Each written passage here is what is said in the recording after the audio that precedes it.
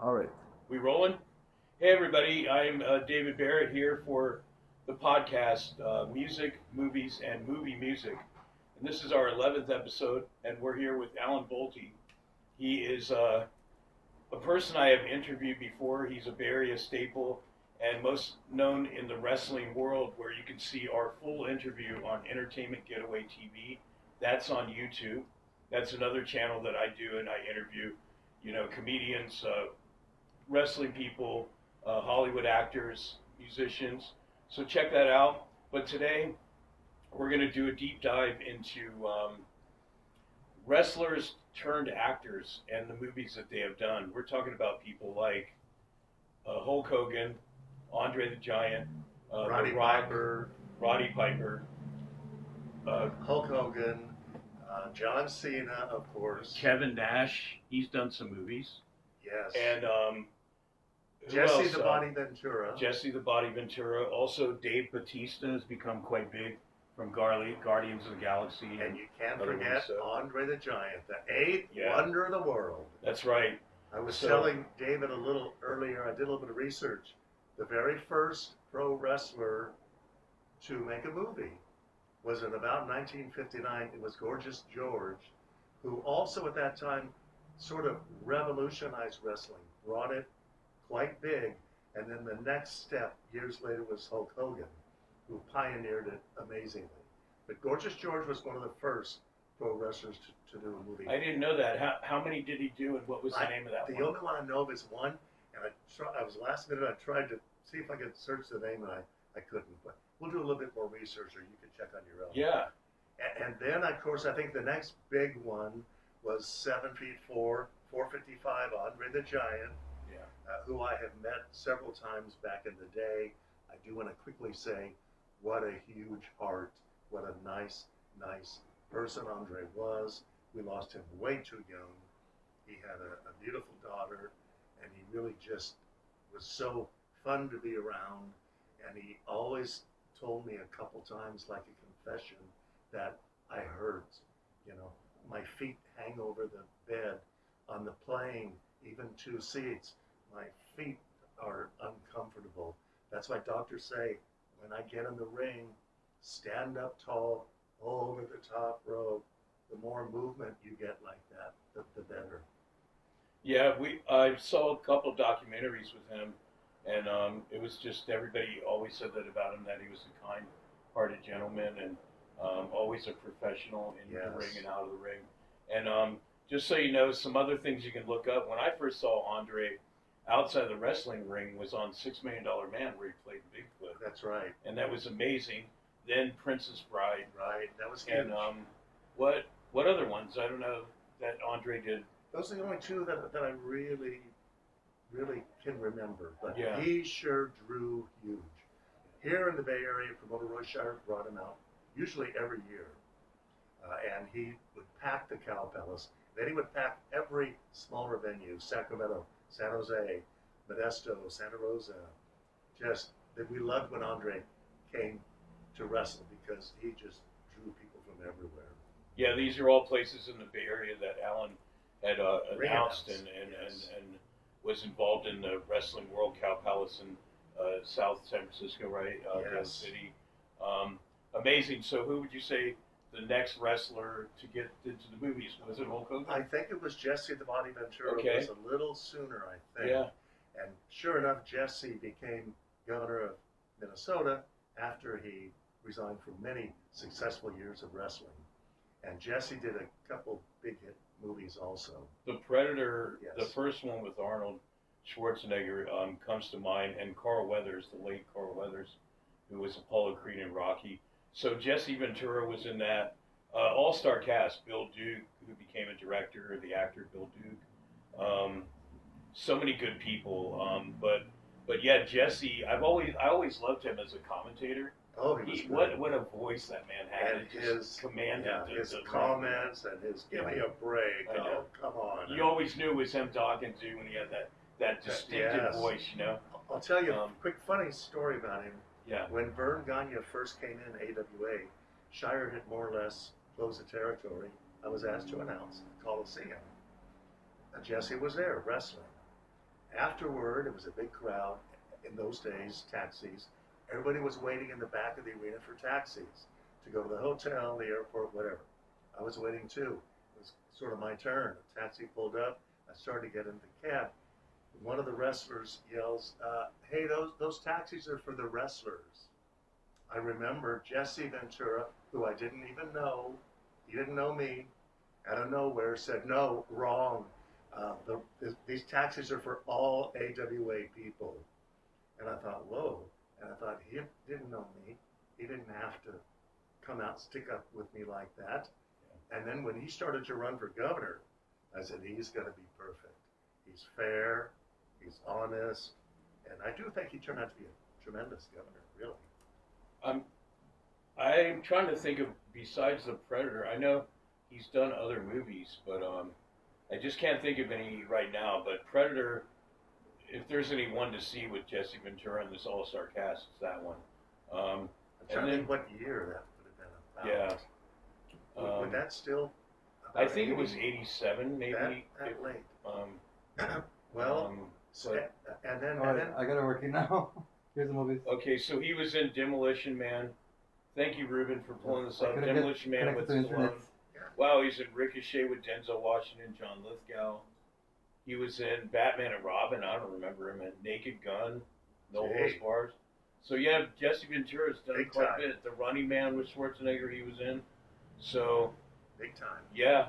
So I think Hulk Hogan came into doing movies. We remember Thunder in Paradise TV show.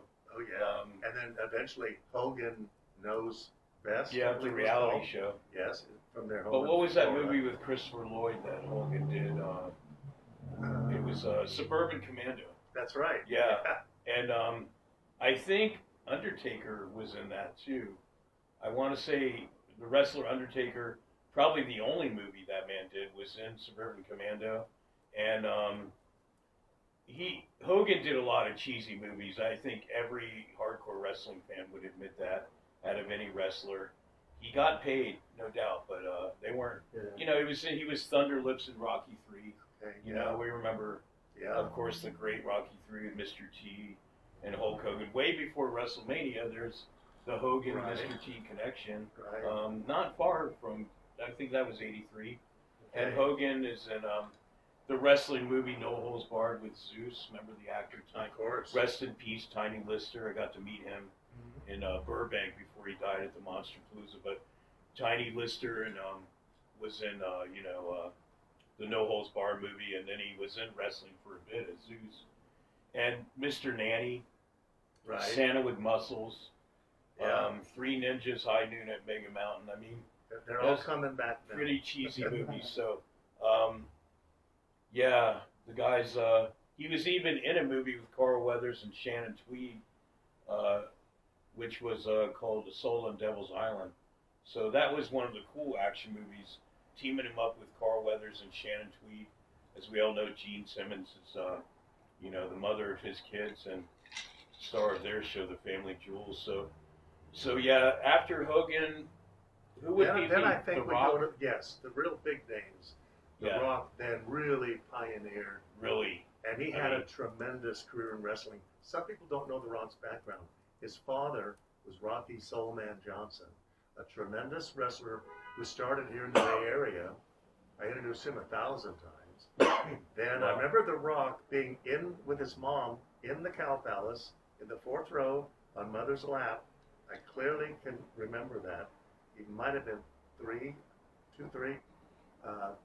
Then The Rock actually initially wrestled, and I'm sure that Rocky Johnson helped get his break into, at that time, I guess, WWF. And he originally wrestled as Rocky Maivia. Yeah. And the history there, Peter Maivia, another tremendous Bay Area wrestler with a large Samoan following, tag team with Rocky Johnson. So turned out Peter Maivia, if I get this right, was The Rock's grandfather, and Rocky Johnson would be his father. So if you notice, you can tell by looking at him, he is a mix of Samoan and black. Yeah. And I mean, he took movies He did. One He after the became, other. I'd say, the biggest movie star of any wrestler to this day. I mean, he started out in The Scorpion King, and then he was in a ton of blockbusters. I mean, if you've been living under a rock for the last 30 years, you don't know Pardon the about expression. The Rock. Yeah, Pardon the expression. pun intended. Yeah, right. So The Rock is just huge. I mean, there's way too many movies from Jumanji to, you know, San Andreas. I mean, it's just endless. So, again, The Rock, the biggest wrestler turned movie star. And there's also the Miz. He Yeah. appeared. He had a couple TV series going with his wife and I think the child or Well, some- Miz, he started out on Miz a and reality Mister show. or something like that, right? Mr. The Miz was on The Real World Okay. prior to Right. wrestling. That was his big start. And then he went back to do a couple reality shows, like Yes. you said, and then he even did a couple movies. The Marine, Yes. when Shawn Michaels did some acting too, and Shawn Michaels was in one of the Marine movies with the Miz, and also a couple other movies. Shawn Michaels is another one that did a couple movies. Him and Kevin Nash have been actual actors in other movies, and you know, so those are just two to add that didn't do as many as, say, The Rock or John Cena.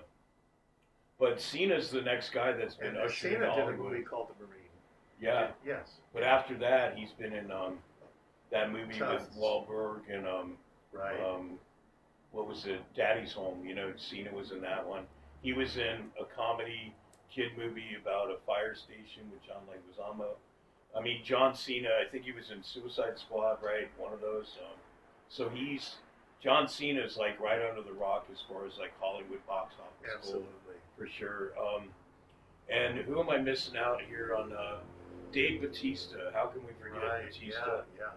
He got famous in Guardians of the Galaxy, and then now he does, it seems like, a movie every month. If you go to Walmart, you always see Dave Bautista in a movie with Sam Jackson.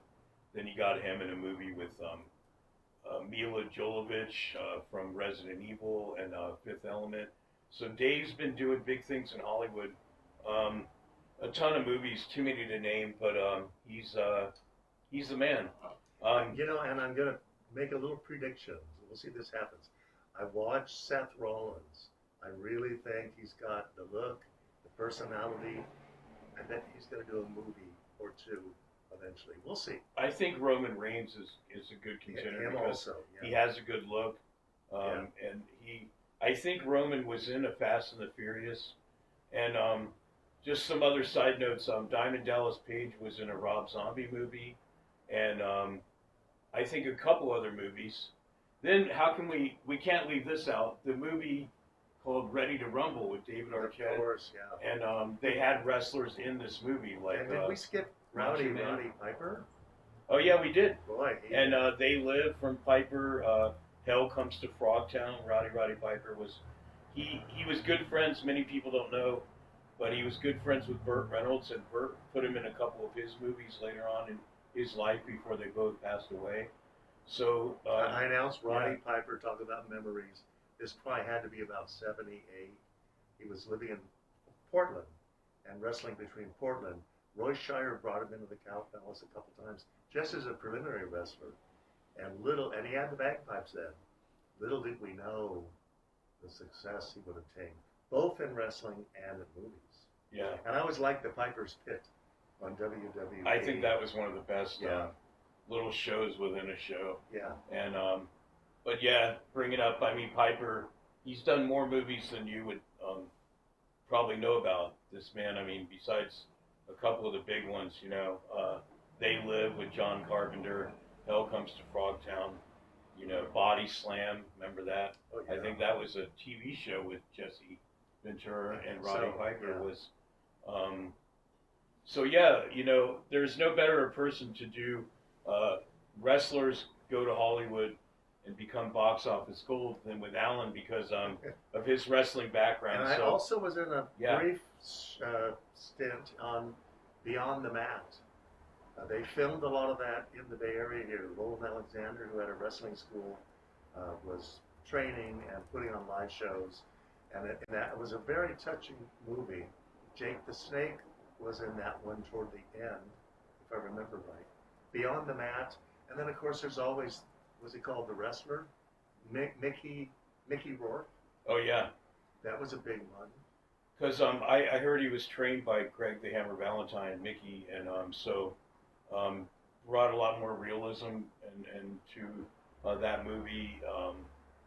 Fantastic. I haven't heard of people that didn't like that movie.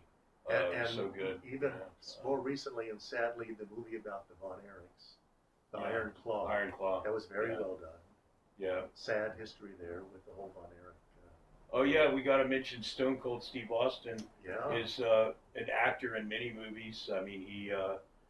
I heard from some interview I saw with him that he didn't really adjust to the movie making process because he got really bored on set. I mean, here's some that Ruben's bringing up: Recoil, The Condemned, Tactical Force, Package with Dolph Lundgren, Damage. So Steve Austin did probably like 10 movies or so, but he didn't like the process. Dave Bautista, on the other hand, and John Cena really love the process of movie making, and they don't get bored on set. They were very all the hours. professional, very in demand. But Stone Cold, he finds his place more on his Broken Skull podcast, Right. Broken Skull Sessions, and so that's more his niche, obviously, than the acting world. But he was in a movie with Steven Seagal. He was in a movie called Stranger. I mean, Stone Cold did quite a bit in the movie world, so he could be considered another wrestler turned actor. And but really, wrestling is part stuntman, part acting. Yeah. It's part athlete. I mean, that's why we love wrestling so much, because it's not just one thing in one little box. It's everything. It's entertainment. It's microphone ability, personality. Yeah, exactly. So, well, I think we covered wrestlers go to Hollywood and make it big and entertain in that field. So we're going to move on to one of Alan and I's favorite type of music, not to limit it to, but we're big disco lovers. I love Donna Summer. He loves Diana Ross. All my life, Diana Ross. Yeah. Who, interestingly, at 82, is still performing. She's come to the Bay Area August 1st and 2nd. Wow. We saw her last September in Las Vegas. Still sounding good. Where is she coming to the Bay Area? The, what you call Mountain Winery, or the. Oh, nice. And plus somewhere in Reno, and a big event in Napa, a huge, like, 2-day event. She's the main event. She also was the main event for the countdown in New Year's Eve with the Dick Clark huge countdown. She was on that as the main event. That was fantastic. Still sounding good, looking good, dancing around, still doing the costumes. And at 82, that's so inspirational. Yeah. Her son's an actor, Evan Ross. And her daughter, Tracy Ellis Ross, has done several movies, Girlfriends, Blackish, and she just signed up for a huge Broadway play, a musical, which is coming up. Let's see some of this. So many people don't have physical media anymore, but we're going to show you some things. These are part of Alan's collection. Concert probably in the 90s. Yeah. Probably. Where was this at? I believe it was Caesar's Palace. Okay, Caesar's in Las Vegas. And we know about the famous Central Park episode where it got stormed out. 800,000 people in Central Park, and it poured rain, and they had to leave, and they came back the next day and did it all again. Here's another one, a movie she did with Brandy called Double Platinum. So that's Diana Ross, and just amazing. I mean, Whitney Houston did movies. Yes. You see, Diana Ross laid the foundation. Exactly. For that, the first movie, Lady Sings the Blues, in '74, about the life of Billie Holiday. Very well done. 5 Academy Award nominations. Then she did Mahogany with Billy D. Williams. Let's grab some of this other. So he's got a Diana Ross CD. For all of you don't know, a compact disc of Diana Ross live. That's amazing. 2 CDs, matter of fact. Then he's got this beautiful doll of Diana. Look at that. Made and designed by the famous Bob Mackie. Look at that. And there's the back. That's got to be worth a lot of money. That's priceless right there. Bob Mackie said, it's in the books, I will only make these dolls for two of my favorite entertainers. I'll do Diana Ross and I'll do Cher, and Nice. no one else. So Wasn't, that was kind of an honor. So the movie, wasn't she in The Whiz? Yes. Okay, so Diana Ross was in The Whiz with Michael Jackson. Yes. And who else? Lena Horne, Nipsey Russell. So Diana's done quite a bit of movies. 5. 5 movies. So there you go. I mean, coming from the biggest fan here of one of the biggest fans. So what else you got? Wow. If you want This to is go Diana to the, Ross deep dive. we're going to go way back. This is a baby, it's me. That would be, I'm going to guess, 80, 78. Yeah, there's the back cover from the back, and then there. And So more Diana. we'll go to today. This is the latest called Thank You, which she wrote as a thank you for all the fans, all the years. This came out about 2 years ago, and it's the most recent. So that gives And us there's a little. a book. And It's here's got something you're not going to be able to get. We actually got this from the liquor store. This was, the record store. This was 74. One of her Wow. albums. Last time I saw him. That's a It promo. opens up. Yes, they had. Wow. You could go to the look at record that. store and they'd show that. That you might not even find online. That's a rarity right there. Yeah, exactly. And then he's got this This is double Wonderful's fold out. Fall in Love. This is when the first time she left Motown, which was very controversial, in about '82. She went to RCA. What, do you know the reason why she left Motown? She Or? just wanted more creativity. She Yeah. loved Berry Gordy. It was all that was true, but she All ended up that's producing and everything. documented, And I'm they sure. gave her the biggest contract, second biggest contract in history. RCA gave $7 million at that time. I forget for how long. The highest contract at that time was Stevie Wonder, and she came in second Wow. with a tremendous offer. So, Nice. Wow, that was a deep dive into and the let's talk about some career. other greats. We love Donna Summer. She had Yeah. hit after hit. Yeah, and- Casablanca Records. Oh, There's a yes, movie about Neil Bogart. Neil Bogart and the Casablanca roster at the time, which included Kiss and Angel and Cher got on the Village Casablanca, the Village People, Yeah. the Ritchie family. Even Cher went on to Casablanca for a year or so. Neil Bogart was the Berry Gordy of disco. He That created new movie, artists. if you haven't seen Spinning Gold, the movie about Casablanca Records, you should see it. They have actors playing George Clinton because Parliament Funkadelic was signed to this label. They have actors playing Kiss, Donna Summer, etc. So a great movie to check out if you haven't already. So you like other disco, like, we have to... Cerrone was a tremendous hit after hit. When the dance clubs were going, Yeah. everywhere in the country, New York, LA, San Fran, was playing Cerrone all the time. So another highly recommended group and record from Alan Bolte, and we got the Pet Shop Boys, They've had hit after and that's hit. another group that's, both of them are dance music, but Yes. a different kind of dance Exactly. music. Yeah. So Exactly. what other music rocks your world? And I always really liked George Michael and his music. Wham and solo. Yes. Okay. Wham, they had a couple. That's great one of hits. my go-tos at karaoke is Everything She Wants. Oh, by yes. Wham. So Yes. yeah, we both are big George Michael and Wham fans. And I always liked somebody, and I know you know who he is, Barry White.